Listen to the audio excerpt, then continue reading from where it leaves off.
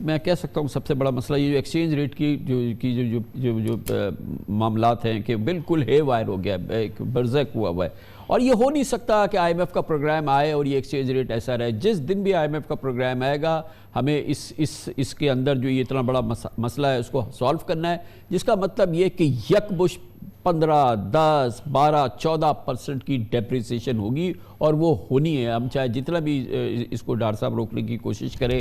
یہ جو اس وقت یہ مسئلہ ہوا ہے جس کی وجہ سے دیکھیں آپ ریمیٹنسز بری طرح سے گر رہے ہیں، لوگ ڈالر کی ہولڈنگ کر رہے ہیں، آپ نے عرض کیا تھا ایکسپورٹ پروسیڈز نہیں آ رہی ہے، اور دوسری چیز بھی سروائیو کیسے کریں گے جب ہم اتنا بڑا فرق رکھیں گے اور 3-4 ریٹس چل رہے ہوں گے.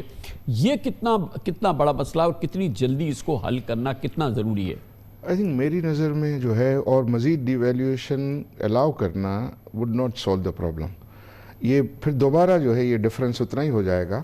اور یہ جب اس کو چھوڑا گیا تھا 120 روپے سے لے کے جب چھوڑا گیا تھا 140 کو گیا تھا، اس وقت بھی میں نے اس کی مخالفت کی تھی کہ یہ گورنمنٹ خودکشی کر رہی ہے. اور میں پوری بات کر رہا ہوں، یہ 240 پہ تو ایک پہ پہنچ گیا تھا، مگر پھر اس کو اب 218 پہ لے کے گئے اور پھر یہ مسئلہ کھڑا ہوا ہے. 18 پہ کوئی ایڈمنسٹریٹو طریقے سے نہیں آیا تھا، وہ خود آ گیا تھا کہ بھئی یہ ڈار صاحب ہے پتہ نہیں کیا کریں گے تو وہ نیچے آ جائے گا، تو وہ آ گیا تھا. ابھی اس کو جب بھی ہم نے اس کو چھوڑا ہے تو پاکستان کے تو جو حالات ہیں میں خیال 300 پہ بھی نہیں رک سکے گا وہ. اور 300 پہ کیا یہ افورڈ کر سکیں گے لوگ یہاں؟ اس کا طریقہ یہ ہے کہ جو چیزیں اس مگر عارف بھائی یہ طریقہ تو نہیں ہے کہ آپ ایڈمنسٹریٹو میجر سے ایکسچینج ریٹ کو کنٹرول کریں. جو چیزیں میں سمجھتا ہوں کہ ان چیزوں کو آئیڈینٹیفائی کریں کہ جو اوپن مارکیٹ میں ڈالرز کی ڈیمانڈ کریٹ کر رہی ہیں. دیکھیں نا، اگر ٹریڈ کے لیے آپ کو جو ہے مل رہا ہے، آپ پہلا تو جو ہے میری نظر میں کرنا چاہیے کہ ہمارا جو ہے وہ ٹریڈ بیلنس کرنا چاہیے. ٹریڈ بیلنس ہی کرنا چاہیے کہ ہمارے امپورٹس کو جو ہے وہ اپنی ایکسپورٹ اور ریمیٹنس سے نہیں. اگر یہ ہو گیا تو پھر ہماری جو ڈیٹ سروسنگ ہے، ڈیٹ سروسنگ کے نمبر بھی میں آپ سے شیئر کرنا چاہوں گا کہ ہمارا جو 15% کے قریب جو ہے وہ کمرشل ڈیٹ ہے. 15% کمرشل ڈیٹ میں سے اس سال فائنینشیل ایئر میں $4.6 بلین کی جو ہے وہ ری پیمنٹ اوبلیگیشن ہے، جس میں سے $2.3 بلین آلریڈی ہم پے کر چکے ہیں. اب ہماری جون تک جو ہے وہ 2.3 بلین کی ہے، جس کی وجہ سے جو ہے وہ ڈیفالٹ ہوتا ہے. باقی جو ہے وہ تو bilateral, multilateral, I M F, Paris club اور وہ ہیں، ان سے تو جو ہے وہ رول اوور کے صورتیں جو ہے وہ ہوتی ہیں. تو میں جس چیز کو جو ہے وہ کہنے کی کوشش کر رہا ہوں کہ آپ پہلے تو جو ہے اپنے اس بیلنس کو، ٹریڈ بیلنس کو جو ہے وہ کنٹرول کریں، کرنٹ اکاؤنٹ ڈیفیسٹ کو جو ہے وہ کنٹرول کریں. میں نے آپ کو نمبر دیا کہ ہمارا ڈیٹ، سارا کنٹری کا ڈیٹ ہے وہ because of this current account deficit ہے. تو ہمیں کیا ضرورت ہے؟ ہمیں بچپن سے لوگ سکھاتے ہیں کہ بھئی آپ اپنی چادر دیکھ کر جو ہے پاؤں پھیلائیں. تو ایک تو یہ کام. لیکن اگر آپ اس کو چھوڑ کے جو اس کے ڈیمانڈز کے جو ریزنز ہیں ان کو اگر آپ ایڈریس نہیں کریں گے تو یہ 300 سے بھی کراس کر جائے گا، پھر بھی آپ کو مسئلہ نہیں. تو فاروق صاحب یہ بتائیے گا کہ یہ ایک بڑی غیر معمولی بات ہے. عارف حبیب صاحب جو کہتے ہیں وہ جو ایڈمنسٹریٹو طریقے سے اس وقت ہم اپنے ایکسچینج ریٹ کو سرکاری سطح 227 پہ رکھ رہے ہیں، یہ پاکستان کی ضرورت ہے اور ایسا کرنا چاہیے. یہ پہلی بار میں یہ بات سن رہا ہوں. آپ اس میرٹ کو کنٹیسٹ کریں گے اس گفتگو کو؟ دیکھیے خان صاحب، 8 بلین انسانیت بستی ہے اس دنیا میں، ان میں سے کسی کو بھی یہ نہیں پتا کہ روپے اور ڈالر کی کیا ویلیو ہونی چاہیے. یہ اسٹیٹ بینک کو نہیں پتا، یہ دنیا کے کسی بھی سینٹرل بینک کو نہیں پتا. یہ صرف ایک اینٹی ہے جس کو یہ پتا ہے کہ روپے اور ڈالر کی کیا ویلیو ہونی چاہیے، اور اس اینٹی کو ہم کہتے ہیں مارکیٹ. اس کے علاوہ اور کوئی نہیں جانتا کہ روپے اور ڈالر کی کیا ویلیو ہونی چاہیے.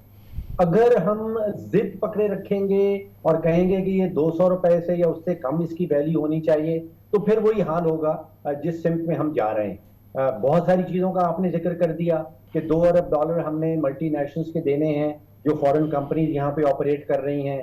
ایل سیز کا آپ نے ذکر کر دیا.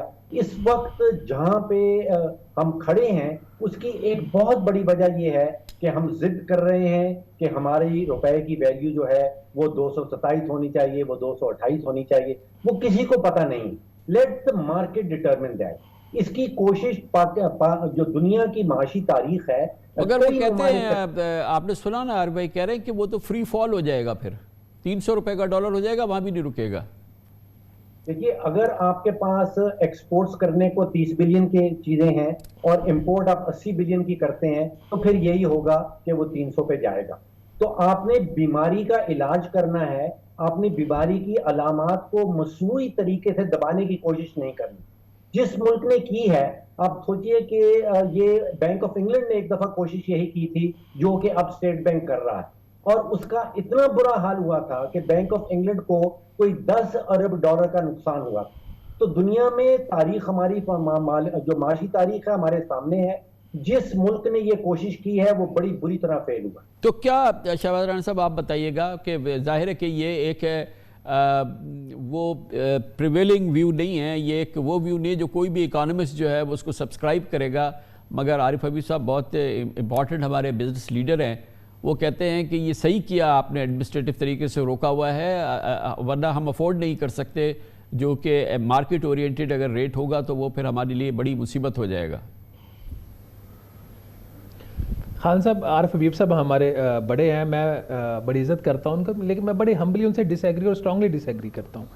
دیکھیے 228 روپے کی کون سی ٹرانزیکشن ہو رہی ہے؟ وہ جو غریب بندہ جو سسٹم سے ڈرتا ہے, جس کو حوالے کا پتہ نہیں ہے, وہ بیچارہ اپنا اگر $500 وہاں سے بھیجے گا تو وہ اپنا 50 روپے 40 روپے پر ڈالر نقصان کر رہے ہیں. مجھے بتائیے ریئلسٹک ریٹ کیا ہے اس وقت پاکستان میں؟ ریئلسٹک ریٹ وہ نہیں ہے جو وزیر خزانہ صاحب ڈٹرمن کر رہے ہیں یا ہمارے گورنر صاحب ڈٹرمن کر رہے ہیں.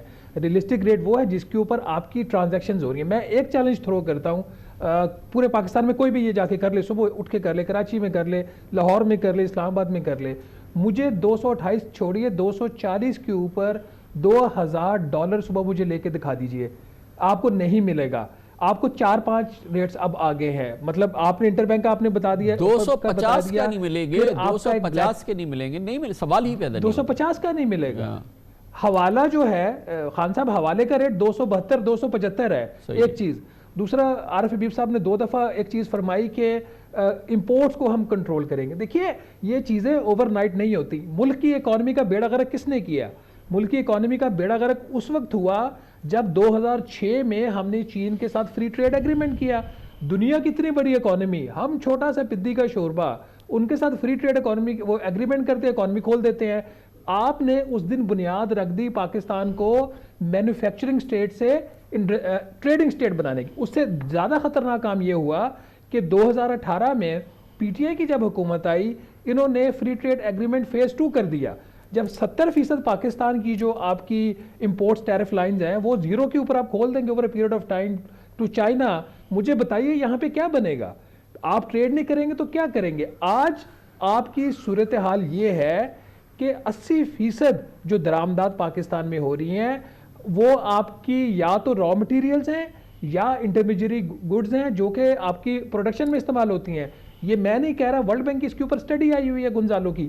تو یہ چیزیں ہمیں دیکھنے کی ضرورت ہے, ہمیں ایک ریئلسٹک اپروچ. تیسری بات یہ کہی جا رہی ہے, again with all due respect to Arif Habib sahib, کہ مارکیٹ سے جا کے ڈالر لے آئیے. بھائی جو پالیسی ہے ایکسچینج ریٹ کی, جو اکنامک پالیسیز ہیں, وہ نہ عارف حبیب صاحب نے بنانی ہے, نہ میں نے, نہ آپ نے. وہ تو بن رہی ہے وزارت خزانہ میں, اسٹیٹ بینک آف پاکستان میں.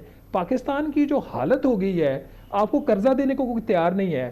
آپ کی جو کریڈٹ ریٹنگ ہے اس وقت وہ آپ کی جنک ہے. مطلب آپ جو قرضہ پہلے 7-8% پہ یورو بانڈ لیتے تھے یا کمرشل 6% پہ لیتے تھے, اس کا 12-13% پہ آپ کو کوئی دینے کو تیار نہیں ہے. تو اس سارے سناریو کے اندر میرا خیال ہے کہ یہ 2 ہی آپشنز ہیں, آپ کے پاس تیسری آپشن نہیں ہے. یا تو یہ قوم کے جو حکمران ہیں یہ فیصلہ کر لیں کہ ہم نے لیگلی سوورن ڈیفالٹ کرنا ہے اور کر کے اپنا ڈیٹ ریسٹرکچر کروانا ہے. نمبر 1, یہ بڑا برا لگ رہا ہوگا اس وقت, یہ کرنا پڑے گا. یا پھر کڑوا گوڑ بھریے, آئی ایم ایف کا پروگرام کیجئے, اور یہ جو آپ نے حکومت پاکستان نے ایک جو انڈیسائسونیس کی ایک کہانی کھڑی کی ہوئی ہے, میری سیاست بچ گئی, اس کی جو ہے وہ تباہ ہو جائے گی, یہ بچ جائے گا. ایسے ملک نہیں چلتے. آپ ایک نعرہ پی ایم ایل اے نے لگایا تھا کہ ہم نے اپنی سیاست قربان کر کے ہم نے ریاست کو بچا لیا. یہ بات ٹھیک تھی اگست سپٹمبر 2022 تک. اس کے بعد پھر ریاست کو قربان کیا جا رہا ہے اور سیاست کو جو ہے وہ سامنے رکھا جا رہا ہے. ایسے ملک نہیں چلتے. جی ہاں, ورنہ تو اس کا سیدھا طریقہ ہے نا, یہ بات صحیح ہے کہ کسی بھی پولیٹیکل گورنمنٹ کے لیے اس وقت IMF پروگرام اور الیکشن سر پہ کھڑے ہیں، لانا اور پھر ظاہر ہے کہ اس کے ساتھ جو مہنگائی کا طوفان آنا ہے وہ آنا، وہ نہیں، تو آئین میں راستہ ہے، آپ کیئر ٹیکرز کو کے حوالے کر دیں یہ اقتدار، اور ان کو تو الیکشن میں نہیں جانا ہے نا، آپ کو الیکشن میں جانا ہے، آپ سائیڈ میں بیٹھے، IMF کو گارنٹی دے رہی ہے PTI اور آپ PDM مل کے دے دیں کہ جو پروگرام ہوگا وہ ہم اس کو فالو کریں گے الیکشنز کے بعد، مسئلہ کا تو حل ہے نا عارف حبیب صاحب، یہ آپ کی تجویز تو رد کر رہے ہیں میں تھوڑا سا لوگ، جو ہے ماہرین۔ چیز کو کروں گا کہ میں پاکستان کے ایکسپورٹس کو میں دیکھ رہا ہوں، 100 روپے جب ڈالر تھا اس سے لے کے آج 230 روپے ڈالر ہے، آپ بتائیے کہ کیا سگنیفیکنٹ جو ہے ایکسپورٹ میں امپرومنٹ ہوا ہے؟ آپ کو کوئی کیا بات ہوئی ہے کہ 230 کے قریب ہوا ہے یا 170-80 تھا تو ہمارا امپورٹ جو ہے 84 بلین ڈالر نہیں ہوا؟ تو آپ نے مطلب وہی ہم 20-25 بلین ڈالر کے ایکسپورٹ پر جو ہے وہ گھوم رہے ہیں، 110 روپے پہ بھی ہم ادھر ہی تھے اور اب 230 ہو گیا، تب بھی ہمارے پاس سرپلس ہے ہی نہیں ایکسپورٹ کرنے کے لیے کہ ہم یہ کہ اگر اس کو جو ہے روپے کو جو ہے اور ڈی ویلیو کر دیں گے کوئی ہمارا ایکسپورٹ بڑھ جائے گا۔